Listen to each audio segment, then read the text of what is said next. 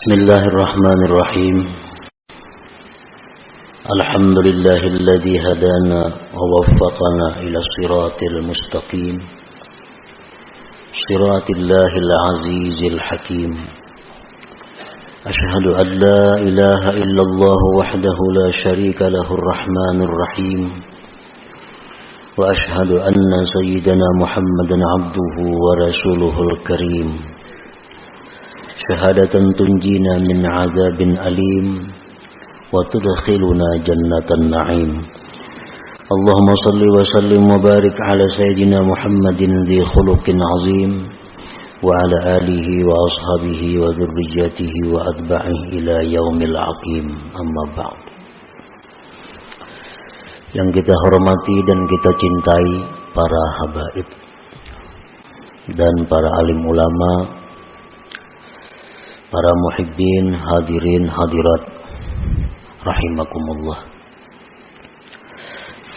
Pertama-tama kita mengucapkan dan memanjatkan puji dan syukur kehadirat Allah Subhanahu wa ta'ala yang telah mengumpulkan kita di tempat yang penuh berkah ini.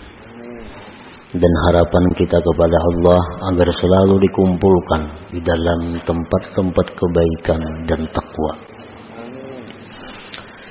Puji dan syukur juga kita haturkan kehadirat Allah Subhanahu wa ta'ala yang mana pada saat ini Allah menempatkan kita dalam keadaan yang sangat mulia, dalam keadaan yang sangat agung, dalam keadaan yang sangat dibanggakan Allah Subhanahu wa ta'ala, yaitu keadaan kita sebagai orang yang menuntut ilmu agama.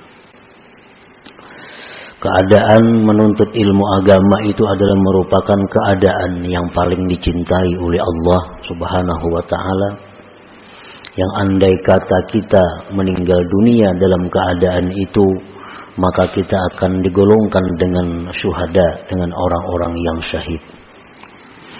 Dan kita memohon kepada Allah agar selalu senantiasa kita ditempatkan dalam keadaan menuntut ilmu agama ini. Amin ya rabbal alamin. Salawat dan salam kita haturkan kepada junjungan kita Nabi besar Muhammad sallallahu alaihi wasallam dan kepada seluruh keluarga, para sahabat, zurriyat dan pengikut beliau. Para muhibbin rahimakumullah, al-hikmatu tsaminata asyrata min al-hikamil ataiyah. Qala al-Imam Ahmad ibn Athaillah as-Sakandari rahimahullah wa nafa'ana bi'ulumih. Hikmah yang ke-18 dari al-hikam. Berkata Al-Imam Ahmad bin Athaillah Sakandari rahimahullah, ihalatukal a'mala ala wujudil farag min ru'unatin nafsi, yang artinya menundanya engkau, melambatkannya engkau akan amalan-amalan atas adanya kelapangan, termasuk kebuduhan diri.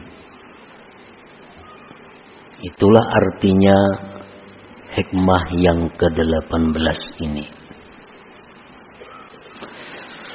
Penjelasannya adalah idza kana al-'abdu mutalabbisan bihalin min ahwalid dunya kat-tijarah wa nahwiha wa kana lahu fiha syughlun yamna'uhu min al-'amal bil a'malis shalihat wal wadha'ifid diniyah wa ahala dhalika al-'amal ala faraghi min tilkal ashghal wa qala idza tafarragtu 'amiltu dhalik fadhalika min hamaqati nafsi.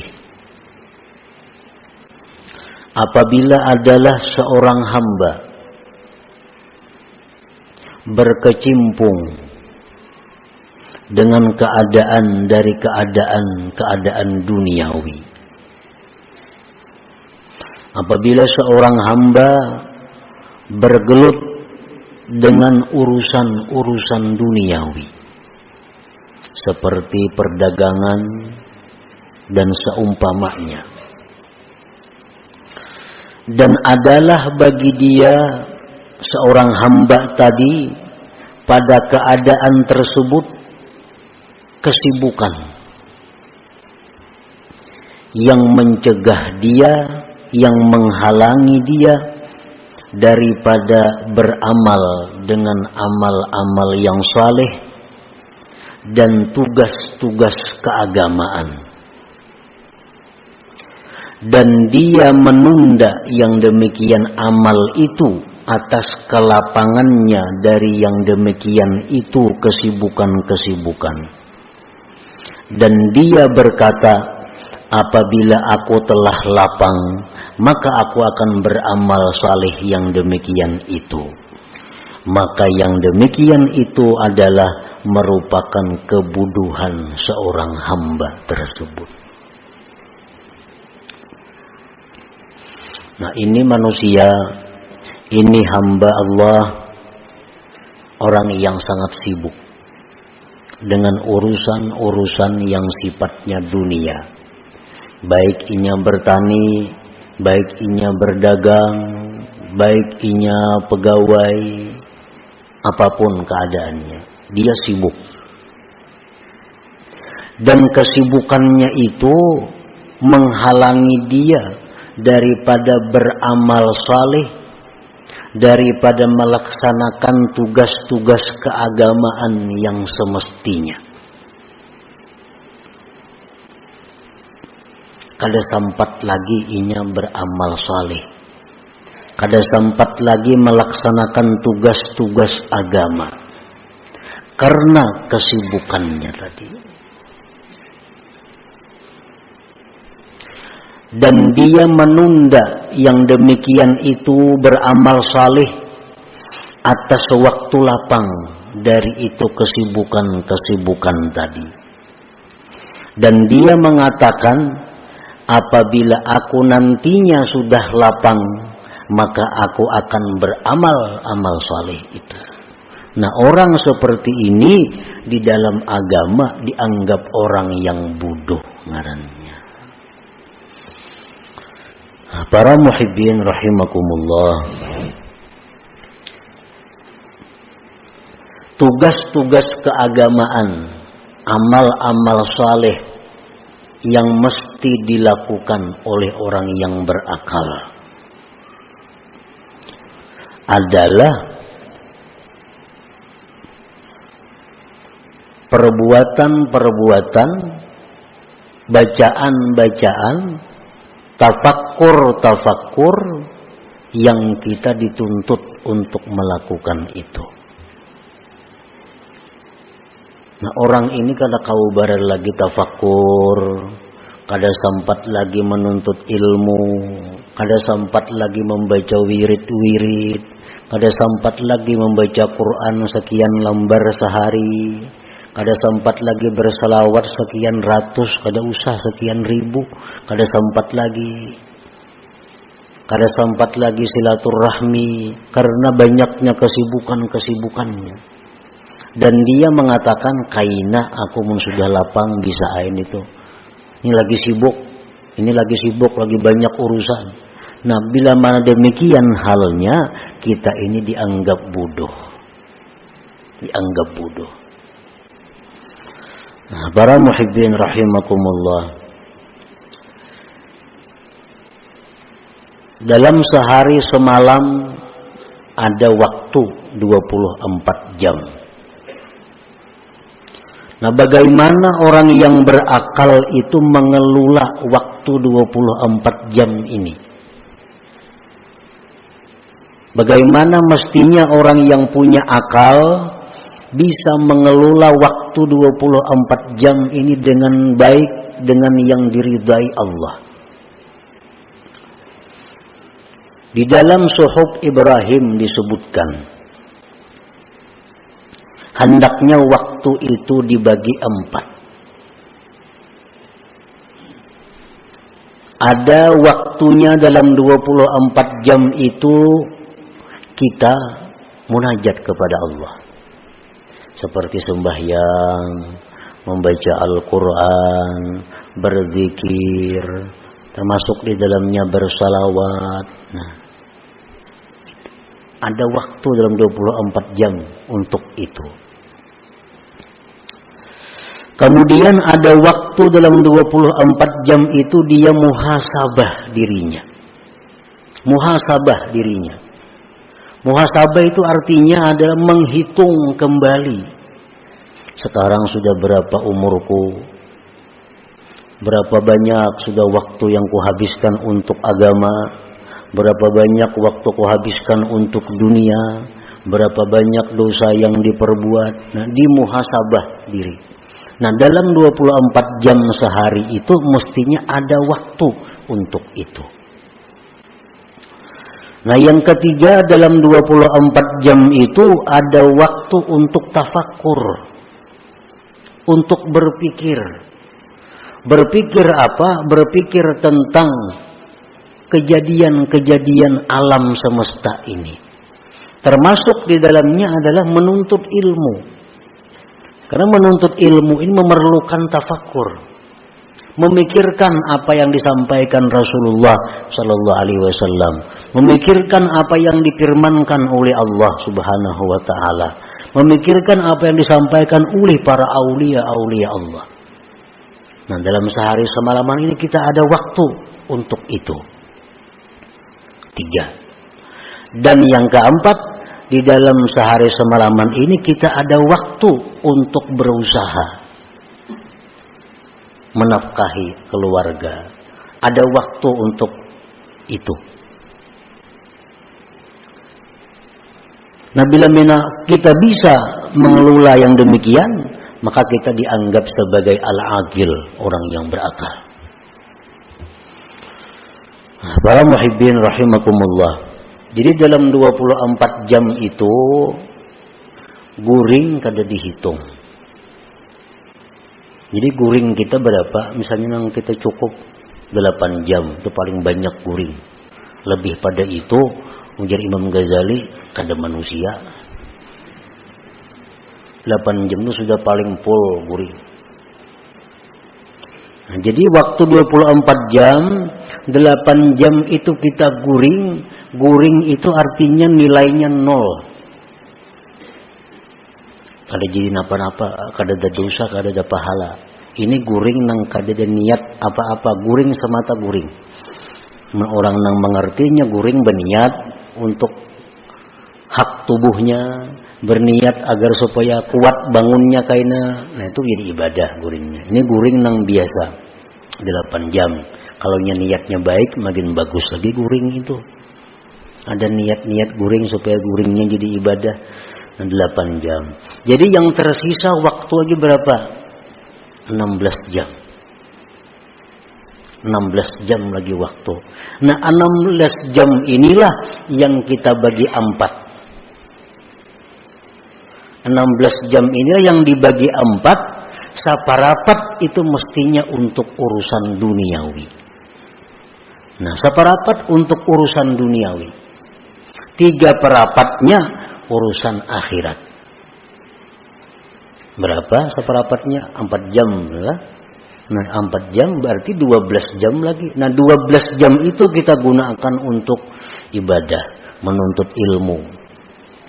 12 jam itu kita gunakan lagi untuk sembahyang, untuk zikir, untuk membaca Quran, untuk silaturahmi, untuk kebaikan-kebaikan. Nah, demikianlah orang yang disebut akil, orang berakal. Bila mana kita banyak kesibukan-kesibukan urusan duniawi yang lebih menguasai waktu kita, lalu kita tunda untuk melaksanakan yang demikian tadi, kayak aja kunang kayak itu kawa, ini kada kawa lagi. Mun 4 jamannya sehari berdagang, kada kawa lagi. 4 jamannya lagi sehari, kada kawa. Kayaknya aja dulu nih tuh. Kayaknya ada aja saatnya nang bujur-bujur kayaknya aku ke akhirat beramal itu nang pol seharian. Ada kayaknya saatnya menuah ini kada kawa. Nah, ini menunjukkan kita orang bungul ngarannya. Kada orang pintar itu. Min hamakati nafsi, termasuk kebodohan diri. Kita berpikir macam itu. Nah, di mana seginya kebodohan kita, maka kita ini dipadahkan bodoh bila macam itu. Kaina aja ba'amalu ini kada kawan lah. Ini banyak, itu banyak lagi masalah. Kaina dulu bila kaina mulainya nih bujur-bujur. Nah, bila kayak itu kita dikatakan bodoh. Di mana bodohnya? Wa hamakatuhu min salasati aujuh. Bodohnya itu dari 3 sisi. Al-awwalu isaruhu dunya 'alal akhirah allati hiya marji'uhu wa watanuhu al-haqiqi. Wa dha'fu imanihi biqaulihi ta'ala wal akhiratu khairu wa abqa. Bodohnya itu yang pertama adalah dia mengutamakan dunia dari akhirat. Itu pertama. Waktu nang mestinya 4 jam untuk dunia, 12 jam untuk akhirat, dibaliknya. 12 jam untuk dunia, cuma 4 jam untuk akhirat. Bisa kada sampai juga 4 jam. Nah, ini orang ngarannya mengutamakan dunia atas akhirat. Sedangkan akhirat itu tempat kembali dan tempat tinggal kita yang sebenarnya. Wawatanuhul hakiki, tempat kita yang sebenarnya itu di akhirat, bukan di dunia ini. Dunia ini hanya perantauan kita untuk menuju akhirat. Macam orang-orang pekerja nang dari Jawa, nang dari daerah mana-mana, ini bekerja di tempat kita. Satu saat pikirannya pasti akan pulang ke tempatnya. Maulah ini di sini berhemat untuk membangun tempat ini. Kecuali pikirannya pacang kada bulik lagi ke sana. Kalau pikirannya pasti kembali ke tempatnya, ini di sini hanya mencari sangu, hanya mencari tabungan, hanya mencari bekal untuk bulik kena ke kampungnya, membangun rumah di sana. Nah, membangun apa di sana. Nah, itulah contohnya pengembara.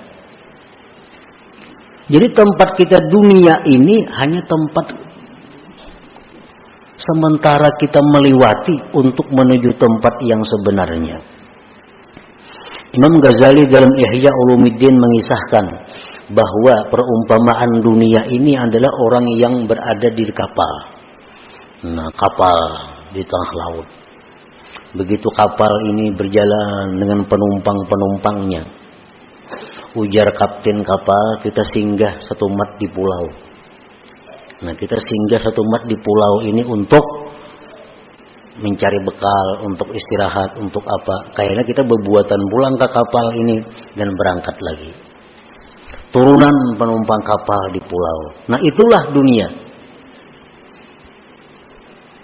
Adalah orang kapal yang turun ke pulau itu berpikir bulah rumah di pulau. Kada ada. Kenapa? Karena ini pacang singgah satu mat saja. Adakah berpikir membuka perusahaan di pulau itu? Kada ada. Bila di pulau ini kena kunyuk, kapalnya berjalan, dimakan binatang buas. Ditinggalkan orang. Nah, itulah kehidupan dunia ini. Dan contoh-contoh membuktikan berapa manusia yang mati meninggalkan gedung. Berapa banyak manusia yang mati meninggalkan duit miliaran rupiah.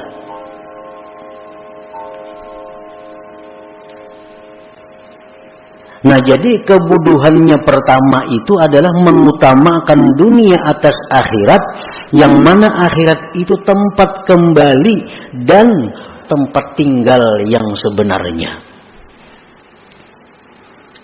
Dan kelemahan imannya dengan firman Tuhan, wal akhiratu khairun wa abqa, akhirat itu ujar Tuhan lebih baik dan lebih kekal daripada dunia. Wal aqil, orang yang berakal, menja'alad dunya mazra'atan hasanah lil akhirah, orang yang berakal itu orang yang menjadikan dunia tempat bercucuk tanam yang baik bagi akhirat. Wal aqil man ja'ala aktsara awqatihi lil akhirah, orang yang berakal orang yang menjadikan sebagian besar waktunya untuk akhirat. Nah, di situ kebodohan yang pertama. Dia lebih mengutamakan dunia dari akhirat. Makanya ini tadi kainagin dulu urusan akhirat tuh. Ini masih banyak kesibukan lagi, kayaknya ada aja saatnya. Nah, ini kebodohannya pertama berarti dia mengutamakan dunia atas akhirat. Asani yang kedua, kebodohannya itu taswifuhu bil amal ila waqtil farag wa qad la yajiduhu bal yakhtatifuhul maut qabla dzalik. Yang kedua kebodohannya itu adalah menunda kaina kepada waktu yang lapang, yang terkadang dia tidak sampai kepada waktu yang lapang itu dijemput oleh kematian. Kadang-kadang kada sampat lapang matinya, jantung mendadak mati, mati kecelakaan berkendaraan, mati apa? Padahal ini sudah punya angan kaina, mun sudah lapang kaina ayo beribadah. Nah, belum sampainya lapang sudah dijemput oleh maut. Satu, au yazdadu syugluhu, atau siapa tahu kesibukannya bertambah terus. Kayaknya hanya bila lapang, kayaknya hanya bujur-bujur beribadah. Kenyataannya bertambah terus kesibukan nih. Selalu bertambah. Tahulah kita kada tahu. Nah, akan datang bisa lebih sibuk pada hari ini kada tahu. Lianna asghalad dunya yatada'a ba'daha ila ba'din, karena kesibukan dunia ini selalu membawa kepada kesibukan yang lain. Aw ya'tariduhul marad wa la yastati'u bihil amal, atau di tengah jalan dia datang penyakit kada bisa lagi beramal. Kainagin beramal dulu. Stroke kawala lagi beramal. Kada kawal lagi. Berjalan kada kawal lagi nuntut ilmu. Stroke sudah di kursi roda ditunjol.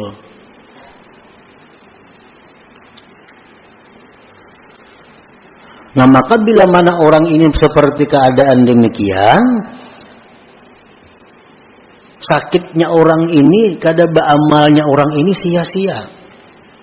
Lain jika orang ini pak amal dahulu, napa ibadat, imbatunya garing. Begitu garing kada kau lagi beramal, tetap ditulis Tuhan terus. Nah, nyobaannya karena garingnya dulu pak amal orangnya. Amun dahulu kada pak amal, garing. Nah, kayaknya aku mensihat beramal ya Tuhan lawasnya ikam sihat kada beramal-amal.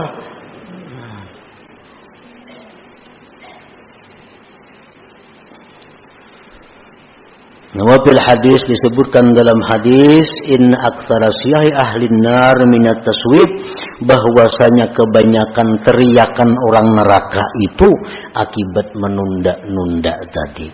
Yang terbanyak orang masuk neraka akibat menunda. Kaina aja dulu tobat. Masih tanggung lagi nama ala-alang.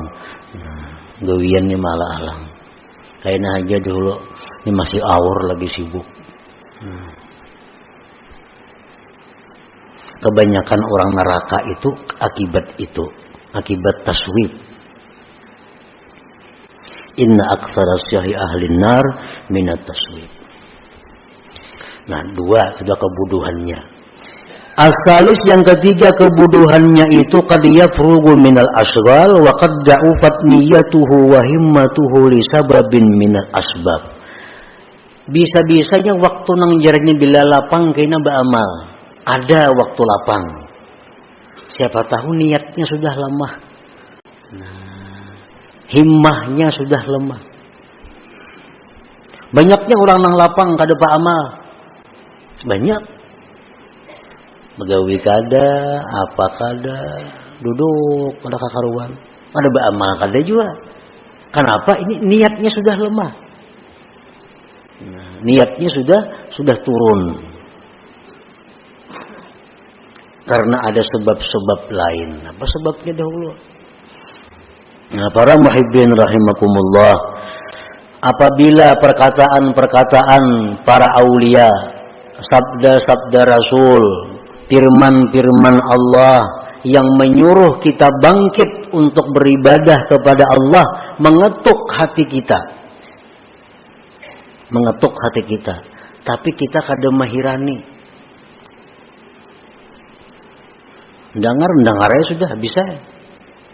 Nah, kayaknya mendengar pulang arahan-arahan agama nih, kada mahirani pulang.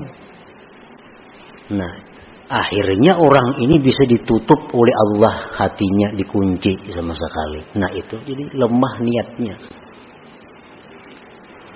Nah, Allah itu bila mana mengetuk hati kita untuk beribadah, mesti disambut walaupun sedikit. Dalam hati ini ada datang ilham dari Allah. Kita jangan berzikir gitu 10 kali barang. Bila itu kada dihiraukan, kayaknya kada datang lagi ilham-ilham seperti itu. Ada kita mendengar hadis Nabi masuk ke dalam hati kita bahwa membaca salawat itu baik. Nah, itu ngarannya ilham Allah kepada hati kita. Salawat itu baik. Nah, terima 3 kali barang bersalawat, tanda kita menerima pemberian Allah ini. Bila kita kada hiraukan itu, kayaknya kada datang lagi mau hidayah seperti itu.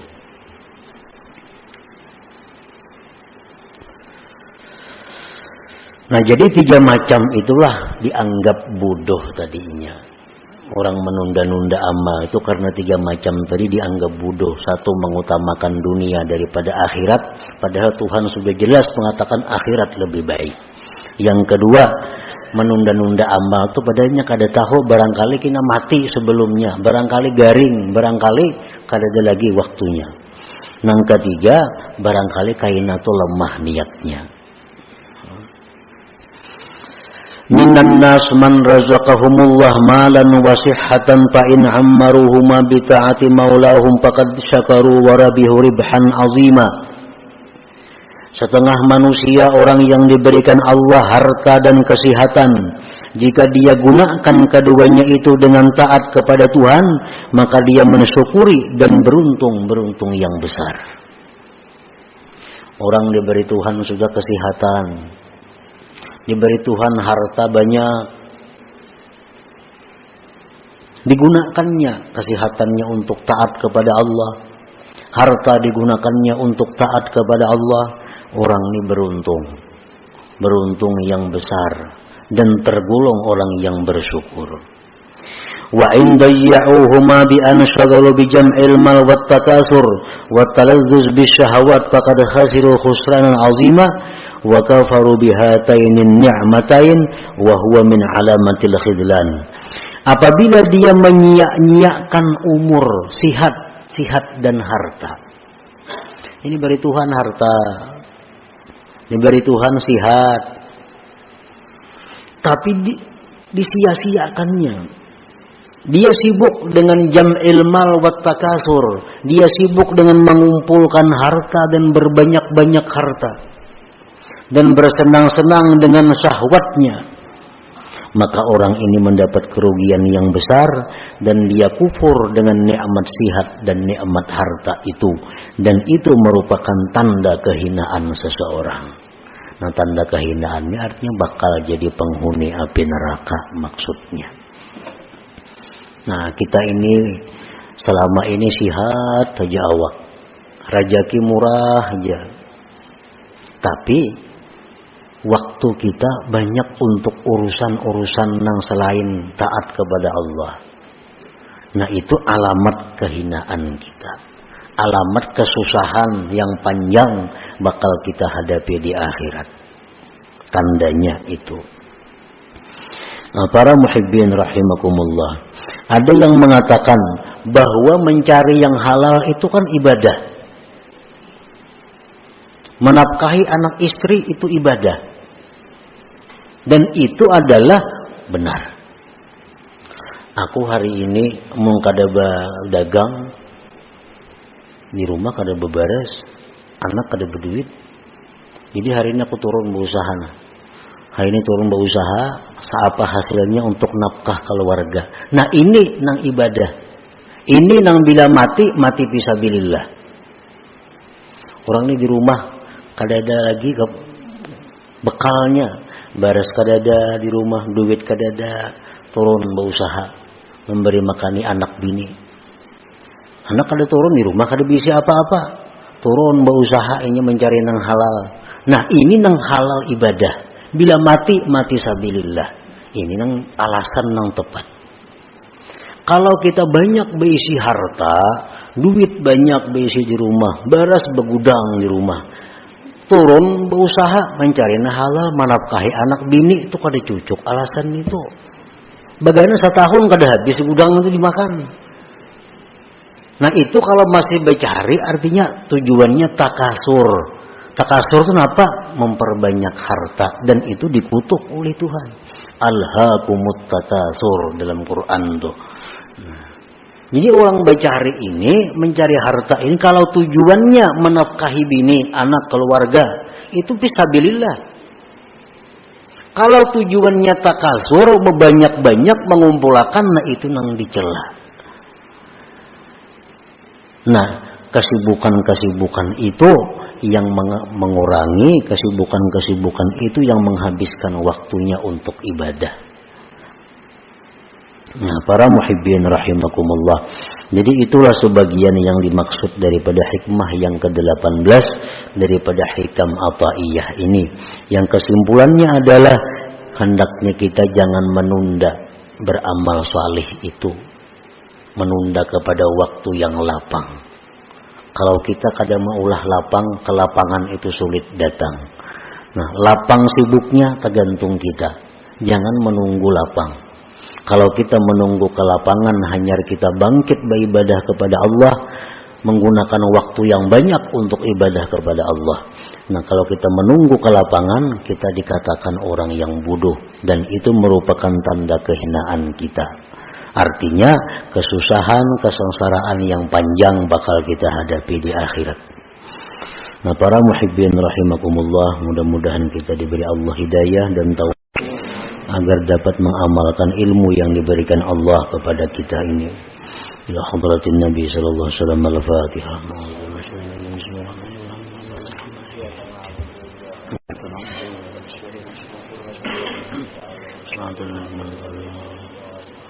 Ya Allah biha ya Allah biha ya Allah bi husnil khatimah.